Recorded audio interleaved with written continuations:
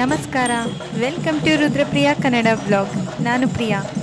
ನಾನು ಮಂಗಳೂರಿಂದ ಬ್ಲಾಗ್ ಮಾಡ್ತಾ ಇದ್ದೀನಿ. ಮಂಗಳೂರಲ್ಲಿ ನಡೀತಾ ಇರೋ ದಸರಾದ ಬಗ್ಗೆ ನಿಮ್ಮ ಹತ್ರ ಹಂಚ್ಕೊಳ್ಳೋ ಪ್ರಯತ್ನ ಪಡ್ತಾ ಇದ್ದೀನಿ. ಅಂದಾಗೆ ಮಂಗಳೂರಲ್ಲಿ 9 ದಿವಸ ಕೂಡ ಮಂಗಳೂರು ಸುತ್ತ ಇರುವ ಎಲ್ಲ ದೇವಸ್ಥಾನಗಳು ಅಂದರೆ ದೇವಿ ದೇವಸ್ಥಾನಗಳಲ್ಲಿ ಪ್ರಸಾದ ಇರುತ್ತೆ, ಹೋಮ ಇರುತ್ತೆ, ಪೂಜೆಗಳಿರುತ್ತೆ. ನೋಡ್ತಾ ಇರ್ಬೋದು, ಮಧ್ಯಾಹ್ನ ಹೊತ್ತು ಊಟ ಇತ್ತು. ಇದೇ ರೀತಿಯಾಗಿ ರಾತ್ರಿ ಇರುತ್ತೆ ಕೆಲವೊಂದು ಹತ್ರ. ಇದು ಇನ್ನೊಂದು ದೇವಸ್ಥಾನ. ನಾನು ಅಲ್ಲೇ ನಮ್ಮ ಮನೆ ಹತ್ರ ಇರುವಂತಹ ದೇವಸ್ಥಾನಗಳಿಗೆ ಹೋಗಿ ಬರ್ತಾಯಿದ್ದೆ. ಯಾಕಂದರೆ ಇಲ್ಲಿ ಸಾಮಾನ್ಯವಾಗಿ ಎಲ್ಲ ದೇವಿ ದೇವಸ್ಥಾನಗಳಿಗೂ ಹೋಗಿ ಆಶೀರ್ವಾದ ಪಡ್ಕೊತಾರೆ. ಯಾಕಂದರೆ ಇವಾಗ ವಿಶೇಷವಾದ ಪೂಜೆ ಹೋಮ ಎಲ್ಲ ನಡೀತಾ ಇರುತ್ತೆ. ಸೊ ನಾನು ಕೂಡ ಹೋಗಿದ್ದೆ. ಅಲ್ಲಿದು ಸ್ವಲ್ಪ ತುಣುಕನ್ನು ನಿಮಗೆ ಹಾಕಿದ್ದೀನಿ. ಅಂದಹಾಗೆ ಮಂಗಳೂರಲ್ಲಿ ದಸರಾ ಟೈಮಲ್ಲಿ ಮಂಗಳದೇವಿ ಆಗಿರ್ಬೋದು, ಕಟೀಲು ಆಗಿರ್ಬೋದು, ಕುದ್ರೋಳಿ ಆಗಿರ್ಬೋದು ತುಂಬ ಚೆನ್ನಾಗಿ ಅಲಂಕಾರ ಆಗಿರುತ್ತೆ. ಹಾಗೆ ವಿಶೇಷ ಪೂಜೆಗಳು ನಡೀತಾ ಇರುತ್ತೆ. ಸೊ ನಾವು ಹಾಗಾಗಿ ಕಟೀಲಿಗೆ ಹೊರಟಿದ್ದೀವಿ. ಹಗಲೊತ್ತೋದ್ರೆ ತುಂಬ ರಶ್ ಇರುತ್ತೆ ಅಂತ ಸಂಜೆ ಹೋಗ್ತಾ ಇದ್ದೀವಿ. ಮಂಗಳೂರಲ್ಲಿ ಸಾಮಾನ್ಯ ಮಂಗಳೂರವರೆಲ್ಲ ಸಂಜೆನೇ ಜಾಸ್ತಿ ಹೋಗೋದು. ನೋಡ್ಬೋದು, ಗಣೇಶ ಹಬ್ಬನ ಅಥವಾ ನವರಾತ್ರಿನ ಅಂತೇಳಿ ಕನ್ಫ್ಯೂಸ್ ಆಗ್ತಾಯಿತ್ತು. ಯಾಕಂದರೆ ಇಲ್ಲೆಲ್ಲ ದೇವತೆನೂ ಕೂಡ ಗಣಪತಿ ಹಬ್ಬದಲ್ಲಿ ನಾವು ಹೇಗೆ ಪೆಂಡಲೆಲ್ಲ ಹಾಕಿಬಿಟ್ಟು ಅರೇಂಜ್ ಮಾಡಿ ಕೂರಿಸ್ತೀವಲ್ಲ, ಹಾಗೆ ಪ್ರತಿಯೊಂದು ಊರಲ್ಲೂ ಕೂರಿಸಿರ್ತಾರೆ. ಜೊತೆಗೆ ಅನ್ನ ಪ್ರಸಾದ ಕೂಡ ಇರುತ್ತೆ. ಹಾಗೆ 8ನೇ ದಿವಸ, ಸಾಮಾನ್ಯವಾಗಿ 8ನೇ ದಿವಸನೇ ಈ ಥರ ಎಲ್ಲ ಶಾರದಾ ಮೂರ್ತಿಗಳನ್ನೆಲ್ಲ ಮೆರವಣಿಗೆ ಮಾಡಿ ವಿಸರ್ಜನೆ ಮಾಡ್ತಾರೆ. ಲೈಟಿನ ಅರೇಂಜ್ಮೆಂಟ್ ಅಂತೂ ತುಂಬ ಚೆನ್ನಾಗಿತ್ತು. ಸೊ ಇಲ್ಲೂ ಕೂಡ ಬಜ್ಪೆ ಶಾರದಾಂಬೆಯನ್ನು ವಿಸರ್ಜನೆ ಮಾಡಲಿಕ್ಕೆ ಅಂತ ಲಾಸ್ಟ್ ಮೆರವಣಿಗೆ ಇದು. ಮಂಗಳೂರಲ್ಲಿ ಕೊನೆಯದಾಗಿ 9ನೇ ದಿವಸ ಕುದ್ರೋಳಿ ಮೆರವಣಿಗೆ ಜೋರಿರುತ್ತೆ. ಅದ್ರ ಹಿಂದಿನ ದಿವಸನೇ ಇಲ್ಲೆಲ್ಲ ಮೆರವಣಿಗೆ ಮಾಡ್ತಾರೆ. ಸೊ ಇದು ಬಜ್ಪೆ ಶಾರದಾಂಬ ಮೂರ್ತಿ. ನೋಡ್ಬೋದು, ಮಕ್ಕಳೆಲ್ಲ ಕಂಸಾಳೆ ಹಾಗೆ ಎಲ್ಲ ಹಾಡು ಹೇಳ್ಕೊಳ್ತಾ, ಭಕ್ತಿಗೀತೆಗಳನ್ನು ಹೇಳ್ಕೊಳ್ತಾ ಮೆರವಣಿಗೆ ಹೋಗ್ತಾಯಿದ್ರು. ಹಾಗೆ ಹುಲಿ ಕುಣಿತ ಎಲ್ಲ ಇರುತ್ತೆ.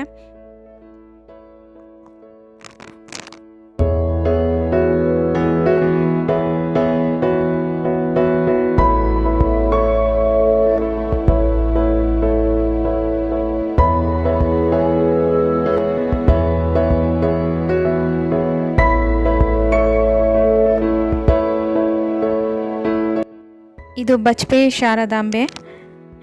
ಮೈಸೂರು ಕಡೆ ಎಲ್ಲ ಗೊಂಬೆಗಳನ್ನು ಕೂರಿಸ್ತಾರೆ, ನವದುರ್ಗೆನ ಈ ಥರ ಮೆರವಣಿಗೆ ಮಾಡ್ತಾರೆ. ಆದರೆ ಇಲ್ಲಿ ಮಂಗಳೂರು ಕಡೆ ಶಾರದೆಯನ್ನು ಆರಾಧನೆ ಮಾಡ್ತಾರೆ. ನಾವೀಗ ಕಟೀಲಿಗೆ ಬಂದಿದ್ದೀವಿ. ಸೊ ಹೋಗ್ತಾ ಇದ್ದೀವಿ. ಕಟೀಲು ಕೂಡ ನಾವು ಅಂದ್ಕೊಂಡ್ವಿ ಲೇಟಾಗಿ ಹೋಗೋದಕ್ಕೆ ಏನು ಅಷ್ಟು ಜನ ಇರಲ್ಲ ಅಂತ. ಬಟ್ ತುಂಬ ರಶ್ ಇತ್ತು. 11 ಗಂಟೆ ಆದರೂ ಕೂಡ ಇನ್ನೂ ಜನ ಹೋಗಿ ಬರ್ತಾಯಿದ್ರು. ನೋಡ್ಬೋದು ಎಷ್ಟು ರಶ್ ಇದೆ ಅಂತ ಹೇಳಿಬಿಟ್ಟು. ವೆಹಿಕಲ್ ಎಲ್ಲ ಫುಲ್ ಅಲ್ಲಲ್ಲೇ ನಿಂತಿದ್ವು. ಅನೌನ್ಸ್ ಮಾಡ್ತಾಯಿದ್ರು, ನಿಮ್ಮ ಗಾಡಿ ತೆಗೀರಿ, ದೇವಸ್ಥಾನದ ಮುಂದೆ ನಿಲ್ಲಿಸ್ಬೇಡಿ ಅಂತ ಎಲ್ಲ. ಹಾಗೆ ಆಯುಧ ಪೂಜೆ ಬೇರೆ ಅಲ್ವಾ, ಎಲ್ಲ ಹೊಸ ಗಾಡಿಗಳು ತೊಗೊಂಬಂದ್ಬಿಟ್ಟು ಪೂಜೆ ಕೂಡ ಮಾಡಿಸ್ತಾಯಿದ್ರು ದೇವಸ್ಥಾನದ ಹತ್ರ.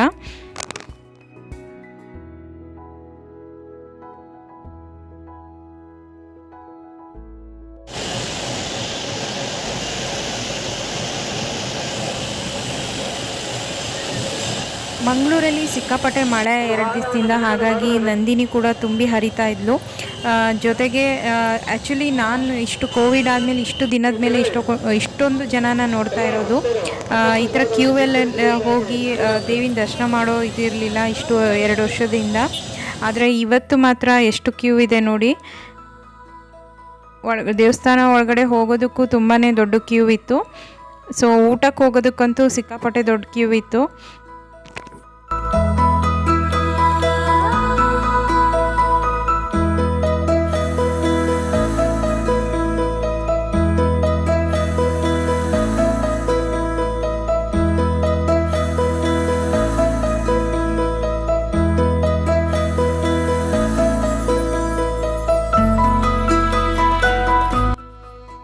ಈ ಕಡೆ ಬಲಿ ಹೊಡೆಯೋದು ಅಂತ ಏನೋ ಮಾಡ್ತಾರೆ. ದೀಪಗಳೆಲ್ಲ ಹಚ್ಬಿಟ್ಟು ಒಳಗಡೆ ಬರೀ ಬ್ರಾಹ್ಮಣರೇ ಆ ಥರ ಏನೋ ಒಳಗಡೆ ಎಲ್ಲ ಪ್ರದಕ್ಷಿಣೆ ಹಾಕ್ತಾ ಇರ್ತಾರೆ, ಏನೋ ಹಾಡೆಲ್ಲ ಹೇಳ್ಕೊಳ್ತಾ.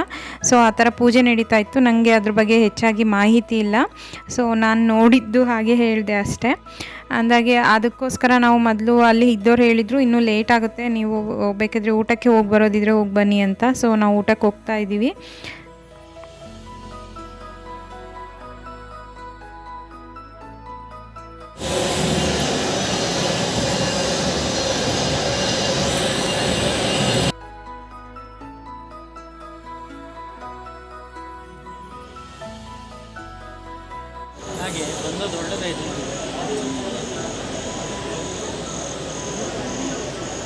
ರಾತ್ರಿ 9 ಗಂಟೆ ಆದರೂ ಇಷ್ಟು ರಶ್ ಇದೆ.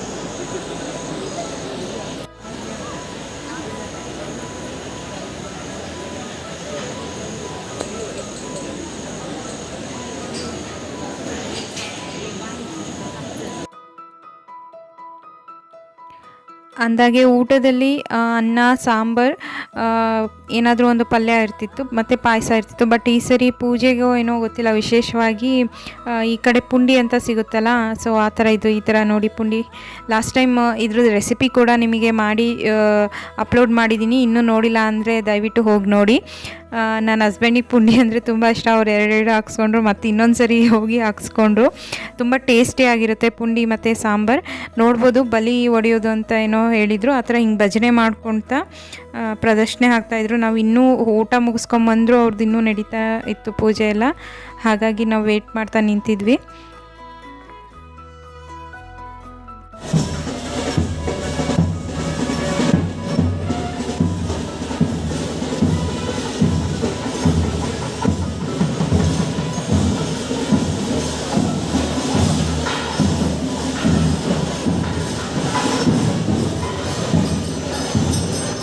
ಸೊ ಫೈನಲಿ ಎಲ್ಲ ದರ್ಶನ ಎಲ್ಲ ಮುಗಿಸ್ಕೊಂಬಂದ್ವಿ.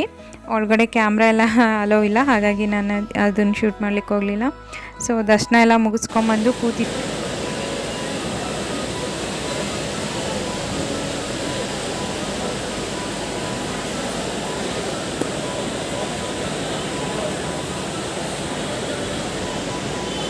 ಟೈಮ್ 10 ಆಗಿದೆ, ಆದರೂ ಎಷ್ಟು ಜನ ಇದ್ದಾರೆ ನೋಡಿ.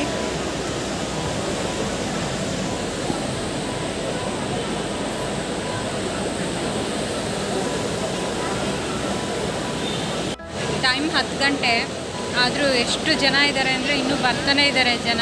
ಈಗ ಬಲಿ ಅಂತ ಏನೋ ಇಲ್ಲಿ ಮಾಡ್ತಾರೆ, ಅದಾಯಿತು.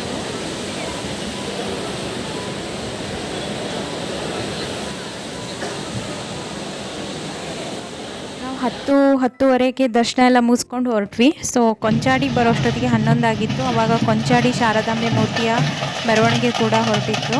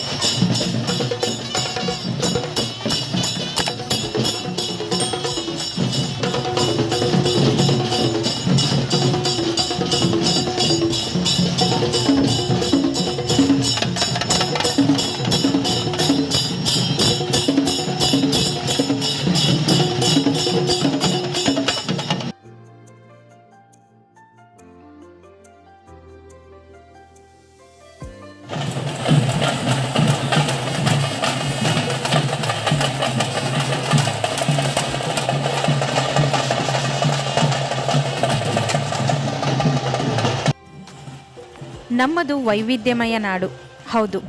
ಅದಕ್ಕೆ ಸಾಕ್ಷಿ ಈ ದಸರಾನೇ ಅಂತ ಹೇಳ್ಬೋದು.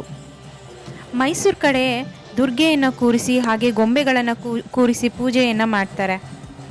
ಆದರೆ ಮಂಗಳೂರು ಕಡೆ ನವದುರ್ಗೆಯರ ಜೊತೆ ಶಾರದಾಂಬೆ ಹಾಗೆ ಗಣಪತಿಯನ್ನು ಆರಾಧನೆ ಮಾಡ್ತಾರೆ.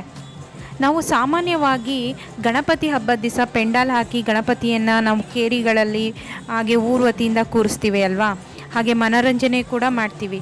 ಅದೇ ರೀತಿಯಾಗಿ 9 ದಿವಸಗಳ ಕಾಲ ಈ ಥರ ಮಂಗಳೂರಲ್ಲಿ ಅವರವ್ರ ಕೇರಿಗಳಲ್ಲಿ ಊರುಗಳಿಗೆ ಸಂಬಂಧಪಟ್ಟಂತೆ ಶಾರದಾಂಬೆಯನ್ನು ಪ್ರತಿಷ್ಠಾಪನೆ ಮಾಡ್ತಾರೆ. ದಿನನಿತ್ಯ ಪ್ರೋಗ್ರಾಮ್ ಹಾಗೆ ಅನ್ನದಾಸೋಹವನ್ನು ನಡೆಸ್ತಾರೆ. ಆದರೆ ಕುದ್ರೋಳಿಯಲ್ಲಿ ಮಾತ್ರ 9ನೇ ದಿವಸ ಶಾರದಾಂಬೆಯನ್ನು ಮೆರವಣಿಗೆ ಮಾಡೋ ಮೂಲಕ ವಿಸರ್ಜನೆ ಮಾಡ್ತಾರೆ. ಇನ್ನುಳಿದ ಕಡೆ ಎಲ್ಲ 8ನೇ ದಿವಸನೇ ವಿಸರ್ಜನೆ ಮಾಡ್ತಾರೆ. ಶಾರದಾಂಬೆಗೆ ಹುಲಿ ಕುಣಿತ ಅಂದರೆ ತುಂಬಾ ಪ್ರಿಯ. ಹಾಗಾಗಿ 9 ದಿವಸಗಳ ಕಾಲ ಕೂಡ ಹುಲಿ ಕುಣಿತದವರು ಮನೆ ಮನೆಗೆ ಹೋಗಿ ರಂಜಿಸ್ತಾರೆ. ಜೊತೆಗೆ ಶಾರದಾಂಬೆಯನ್ನು ಬೀಳ್ಕೊಡ್ಬೇಕಾದ್ರೂ ಕೂಡ ಸುಮಾರು ಕಡೆಯಿಂದ ಹುಲಿ ಕುಣಿತದವರು ಬರ್ತಾರೆ. ಇಷ್ಟ ಆಗಿತ್ತು ಇವತ್ತಿನ ಬ್ಲಾಗ್. ಈ ಬ್ಲಾಗ್ ನಿಮಗೆ ಇಷ್ಟ ಆಗಿದ್ದರೆ ದಯವಿಟ್ಟು ಲೈಕ್ ಮಾಡಿ, ಸಬ್ಸ್ಕ್ರೈಬ್ ಆಗಿ, ಹಾಗೆ ಶೇರ್ ಮಾಡಿ. ಮತ್ತೊಂದು ಬ್ಲಾಗ್ ಒಂದಿಗೆ ನಿಮ್ಮನ್ನು ಭೇಟಿ ಆಗ್ತೀನಿ. ಬಾಯ್ ಬಾಯ್.